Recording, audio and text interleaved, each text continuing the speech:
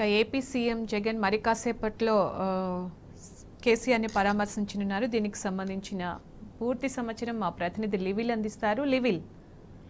సునీత, ఏదైతే ఇటీవల farm house లో జారిపడ్డారు బీఆర్ఎస్ అధినేత సీఎం కేసీఆర్, అనంతరం యశోద హాస్పిటల్ శస్త్రచికిత్స నిర్వహించారు. అనంతరం నందినగర్ నివాసానికి వచ్చారు. ఇక్కడికి AP CM AP CM Jaganmohan Reddy ఇప్పటికే మంత్రి కేటీఆర్ ను BRS party working president KTR ను ఫోన్ లో అడిగి కేసీఆర్ ఆరోగ్య పరిస్థితిని ఎప్పటికప్పుడు అడిగి తెలుసుకున్నారు.